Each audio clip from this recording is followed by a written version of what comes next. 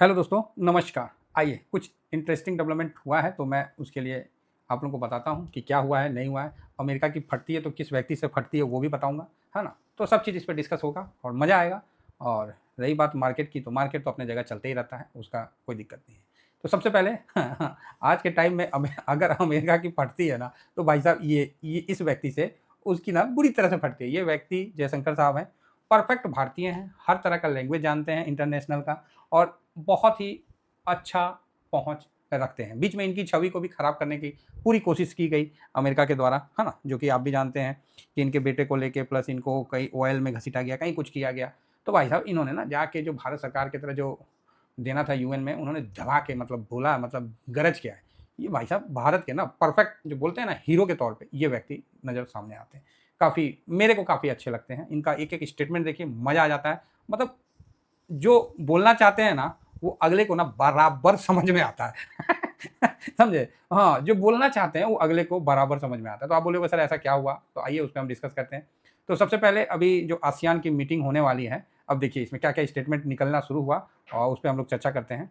सबसे पहले ये जो ट्रम्प साहब जो दिख रहे हैं ना आप लोगों को, ये दुनिया के सबसे मजबूत देश के राष्ट्रपति हैं। इनसे मिलने के लिए हर कोई बेचैन रहता है और ऐसा नहीं है कि मोदी साहब इनसे मिलने नहीं गए। मोदी साहब भी जब सेकंड वाला हुआ ना ट्रम्प साहब का, तो मोदी साहब भी मिलने के लिए उनसे सबसे पहले पहुँचे और उम्मीद किए कि ट्रेड डील फाइनल हो जाएगा और हम लोग भी खुश थे कि चलो भाई ट्रेड डील फाइनल हो जाएगा। उस समय मार्केट में तेज़ी भी बनी, है ना? गिरावट के बाद मार्केट में तेज़ी भी बनी कि हाँ भाई मोदी साहब जा रहे हैं। तो उसमें सबसे इम्पोर्टेंट मीटिंग था हमारा एनर्जी को लेके कि परमाणु का जो सिस्टम है ना, परमाणु से कैसे एनर्जी को हम करें, क्योंकि भारत सर बहुत बड़ा देश है। बहुत बड़ी जनसंख्या है। इनका सबसे बड़ा आज के टाइम में एनर्जी ज़रूरत है, समझे ना? एनर्जी, खाना-पीना तो ठीक है, साथ में एनर्जी भी बहुत बड़ा ज़रूरत है। उस समय गए डिस्कस करने, लेकिन भाई साहब सही बताएँ, थोड़ा भी इज़्ज़त नहीं दिया। वो कुर्सी खींच के बैठाना तो ठीक है साहब, लेकिन वास्तव में कुर्सी खींच ही लिया। बेइज़्ज़ती कर दिया भारत का वहाँ। कहीं न कहीं भारत का वहाँ बेइज़्ज़ती हुआ। तो ठीक है, भारत ने बोला कि चलो, कोई नहीं, भारत शांत रहा। उसके बाद G7 में अगेन कनाडा में हुआ था ना, तो वहाँ गए थे। तो वो अपना ट्रम्प साहब मोदी साहब से मीट करना था, वो मिले भी नहीं, भाग गए। अपना प्लेन से फुर्र से उड़ गए, बोले ना, ना हम जा रहे हैं भाई, हमको बहुत ये है, वो है, हमको ये हमला है, वो है, मतलब वो अपना चले गए। मिले नहीं, क्या 10 मिनट मिल नहीं सकते हैं? तो उन्होंने अपना करवाहट दिखाया। उसके बाद मोदी साहब से बात होना और फिर अनाप-शनाप बात कर देना। मान लीजिए हम ही आपसे बात किए फ़ोन में और उसके बाद हम बोलेंगे कि ओह! मेरा तो उनसे ये हो गया, उन्होंने तो पूरा अपना घर जायदाद मेरे नाम लिख दिया। अगर हम आपसे बात करेंगे और इस प्रकार का प्रोपगंडा करेंगे तो आप क्या बोलिएगा? यही ना बोलिएगा, यार बड़ा कमीना आदमी है, बड़ा उल्टा आदमी है यार, इससे तो हम अच्छा से बात किया, ये तो कुछ और ही बोले जा रहा है। सेम सिस्टम आप यहाँ समझिए। मोदी साहब से फ़ोन में थोड़ा-सा बात होता है, वो बढ़ा-चढ़ा के बोले कि हम पाकिस्तान को ही और भारत का युद्ध रुकवा दिए, बताइए। कई का फ़ोन आया, वो अपना ज़बरदस्ती वो रटने लगे। तो इसीलिए मोदी साहब से अभी फ़ोन करने के लिए करने के लिए बोले, तो मोदी साहब ने भी मना कर दिया बात करने से। ये बहुत बड़ा दुनिया देख रही है इस चीज़ को, भारत का बढ़ता हुआ और भारत का जो स्वाभिमान के लिए ये कार्यक्रम मतलब जो हो रहा है, ये नेचुरल है। अभी जो आप भारत को देख रहे हैं ना, भारत का, ये नेचुरल भारत है। ये वास्तविकता में भारत ऐसा ही है। वो अलग बात है कि बीच में चमचे आ जाते हैं, वो इस तरह नहीं, अभी जो भारत का जो है ना, वो ये नेचुरल भारत है। तो आप बोलिएगा सर आप मोदी भक्त हो गए, फिर अगेन, तो फिर मैं यही बोलूँगा, भाई साहब मेरे से ज़्यादा ना मोदी साहब से गुस्सा कोई नहीं होगा। समझ रहे बात को? भाई, तो आप बोलोगे क्यों सर? मैं अपना व्यक्तिगत बता रहा हूँ। भाई पेंशन अभी तक नहीं मिला, ठीक है? साल भर से ज़्यादा हो गया और भी सरकारी तंत्र के हैं, समझ रहे हैं? एनपीएस के हैं, अभी तक नहीं मिला। आप बोलो तो दिल्ली का भी नंबर दे देते हैं, सीधा होम मिनिस्ट्री एमएचए का, बात करते हैं, कुछ नहीं। तो भाई हम भी तो खफ़ा तो बहुत हैं इनसे, ऐसा नहीं है कि मतलब मेरा कोई पर्सनली हम इनसे बहुत ज़्यादा, लेकिन वही बात है कि जो देश के लिए अच्छा करता है, तो वहाँ कुछ इंडिविजुअल का नुकसान भी होता है ना, तो बर्दाश्त करना पड़ता है। क्यों? क्योंकि वो देश के लिए कर रहे हैं।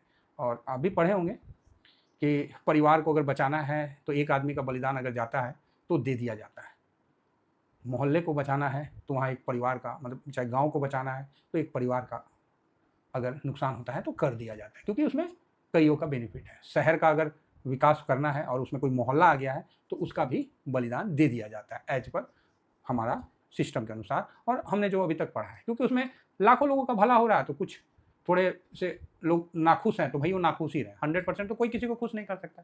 उसी में मैं भी आता हूँ, ठीक है? इसका ये मतलब नहीं है कि मैं किसी पार्टी पक्ष के मतलब वो है। लेकिन जो जेन्युइन चीज़ है, उस चीज़ को समझना है और यही चीज़ हमारी कांग्रेस पार्टी नहीं कर रही है, इसलिए वो हाशिया पे आ गई है।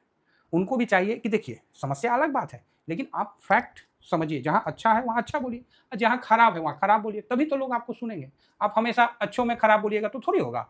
अभी मोदी साहब का जो स्टेप है, ये बहुत अच्छा स्टेप है। रही बात हमारा जो पर्सनल है, वो इशू आज ना कल तो सॉल्व हो ही जाएगा। भाई कोई भी नया जूता पहनते हैं वो भी काटता है, चलो नया सिस्टम है, उसको होने में थोड़ा और टाइम लग जाएगा, यही चीज़ है, फैक्ट तो यही है ना। इसमें हम एग्रेशन दिखाएं, हड़ताल करें, ये करें, वो तो नहीं ना चलेगा। बात समझ रहे हैं जो हम कहना चाह रहे हैं आपको, यही फैक्ट है। और इसको समझ के आगे बढ़ना चाहिए। जो आदमी अच्छा कर रहा है तो ठीक है, उसका पक्ष में रहिए। हाँ, तकलीफ होता है, मानते हैं, होता है। आज जितने भी सरकारी कर्मचारी हैं, किसी से ही पूछ लीजिए, क्या वो अपने तनख्वाह से खुश हैं? जवाब आएगा नहीं, यही वर्ड आएगा। लेकिन फिर कुछ लोग इसमें बोलेंगे नहीं सर वो तो काम नहीं करते। अच्छा, काम नहीं करते और देश चल रहा है, वाह, काम नहीं करते और देश चल रहा है। देश में सबसे बड़ा काम जो है ना रेलवे का, देखिए रेलवे कितना स्मूथ चल रहा है। किसी देश की उतनी जनसंख्या नहीं है जितना रेलवे का मूवमेंट है हम लोग का। तो ऐसा नहीं है, बहुत बड़ा देश है हम लोग का और बहुत सारी जनसंख्या है, तो उन सबको लेके चलना सरकार का दायित्व है और इसमें सरकार परफेक्ट काम कर रही है। तो आइए अभी टॉपिक पे आते हैं। आसियान शिखर सम्मेलन में जो मीटिंग होने वाला है, मोदी साहब बोले भाई हम मलेशिया नहीं जाएंगे।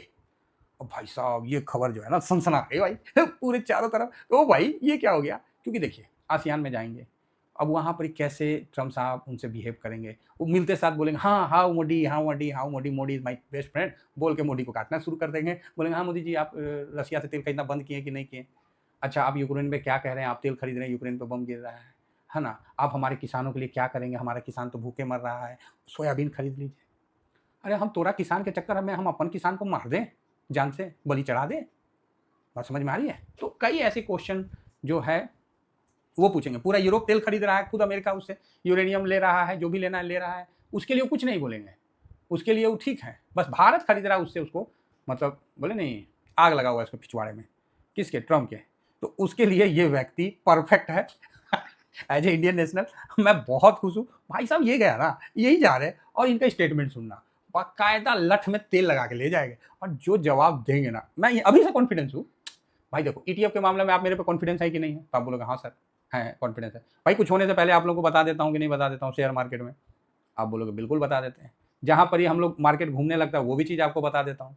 आप बोलोगे हाँ सर आप पे भरोसा है, चलो एग्री। उसी तरह मेरे को इस आदमी पे भरोसा है। भाई साहब ये बस जा रहा ना, मैं मोदी साहब जाते ना मैं खुश नहीं था, रियल मायने में मैं खुश नहीं था, क्योंकि यार आपका 2-3 बार भारत के वो मतलब वो है ना प्रधानमंत्री, उनकी कोई बेइज्जती कर देगा तो बर्दाश्त नहीं होगा आदमी से। आदमी फिर जानते हैं किचकिचा जाता है। जिस तरह नवाज शरीफ ने बोल नहीं दिया था हमारे मनमोहन सिंह को, देहाती औरत, बताइए क्या औकात है उसका? हमारे मनमोहन सिंह साहब जो इतने पुराने और इतने काबिल प्रधानमंत्री रहे हैं, उनको कैसे वो वर्ड बोला था, याद होगा आप लोगों को? इतिहास के 20 साल के पन्ने में आप इस चीज़ को देखे होंगे। तो आप बोलोगे हाँ बात तो सही है। इसीलिए मोदी साहब का नहीं जाना भारत के लिए एक बहुत बड़ा कूटनीतिक जीत है। और ये भाई साहब को भेजना, इनको मैं ना शेर नहीं कहता, इनको मैं भारत का शेर नहीं बोलता। इनको अगर मेरे को बोलना है ना तो मैं इनको बोलता हूँ ब्लैक पैंथर। ब्लैक पैंथर समझते हैं? तो आप बोलिएगा हाँ ब्लैक पैंथर जानते हैं सर, मोगली में बगीरा, हाँ यस, जो शेर से भी भिड़ जाता है, बस उसका आवाज़ नहीं है, दहाड़ नहीं है, ठीक है? भिड़ने का कहीं भी भिड़ जाएगा, वो किसी से भी भिड़ जाएगा। काला सा बिल्ला होता है, बड़ा सा, बाप रे बाप, बड़ा धांसू होता है। बोलते हैं ना कि शेर एक बार दौड़ाए ना तो आदमी बच जाएगा, पेड़ पे चढ़ के, पानी में कूद के, दलदल में कूद के बच जाएगा। लेकिन अगर ब्लैक पैंथर पीछे पड़ गया ना तो भाई साहब बचना नामुमकिन होता है क्योंकि वो पेड़ पे आदमी से पहले चढ़ जाएगा और वो पानी में और कूद के उसमें स्विमिंग करने लगेगा, मतलब उसको तो गजब है उसका, तो बहुत हाशिया पे है, लेकिन चीज़ बड़ा खतरनाक है। तो वही हमारे ये ब्लैक पैंथर इंडिया के, जो मोगली में हम लोग सुने होंगे बगीरा के नाम पे, तो जो देखे होंगे उनको पता है। तो मोदी साहब ने बोला भाई हम जाएंगे नहीं, ऐसा करते हैं कि हम वर्चुअली अटेंड कर लेंगे। बहुत बड़ा मैसेज, बहुत बड़ा मैसेज, मतलब। और अपने देश में बताएं, देखिए अभी दीपावली है, छठ है और पूजा है, अभी कई सारी मल्टीपल मतलब ये है, हम कैसे चले जाएं, कहीं कुछ प्रॉब्लम ना हो जाए, कहीं लड़ाई झगड़ा ना हो जाए, ढेर सारी कम्युनिटी रहते हैं, मतलब भाई स्वाभाविक बात है, भाई ने इग्नोर कर दिया। और ये परफेक्ट मूव है भारत का, पूरा वर्ल्ड देख रहा। अब वहाँ गए, अब हाथ मिलाना, बात करना, 10 तरह का फोटो खींचेगा, 10 तरह का क्वेश्चन बिना मतलब का पूछेगा और सब सेट होता है, ठीक है? और इनका मना करना कहीं ना कहीं ट्रम्प को, जो पिछले उन्होंने हरकत किया है ना, उसके लिए जवाब है। मुझे पता है मोटा चमड़ी है, समझेगा नहीं इस चीज़ को, और ट्रम्प के ईगो को भी हर्ट नहीं करना है। तो भारत जो साइलेंट मूव कर रहा ना, ये परफेक्ट मूवमेंट है। बस किसी जगह बोलना भी ठीक नहीं है, तो वहाँ चुप करके खड़े रहने में ही भलाई है। हम रूस के कभी विपक्ष में वोट नहीं किए, चुप करके खड़े रहे, बस बात खत्म। हम आपके साथ हैं लेकिन हम उसके भी विरोध नहीं है। आपका कहने का मतलब है कि आप मेरे साथ हैं तो उसके विरोधी हैं। नहीं साहब, हम आपके साथ हैं तो उसके भी विरोधी नहीं हैं। हम ऐसे देश के लोग हैं, हम चमचागिरी नहीं करना चाहते, ठीक है। हम जो हकीकत है वो आपके सामने रखते हैं, आप मानो नहीं मानो।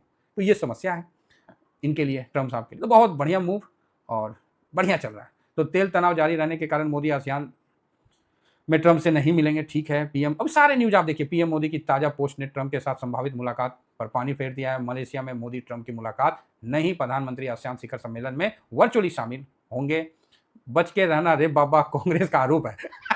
चलो अच्छी बात है, एक गलत नहीं, कांग्रेस ने भी आरोप सही कहा है कि बच के रहना रे बाबा, ट्रम्प से मिलने से बचने के लिए पीएम आसियान शिखर सम्मेलन में नहीं जाएंगे। तो वास्तविकता में गलत नहीं कहा है, कांग्रेस ने भी सही बात बोला है। और इनडायरेक्ट में देखिए तो सही है, नहीं मिलना। बावला से कौन चीज मिलेंगे भाई, बावला कमला है ससुरा, कौन चीज मिलेंगे, कभी कुछ बोल देगा, कभी कुछ बोल देगा।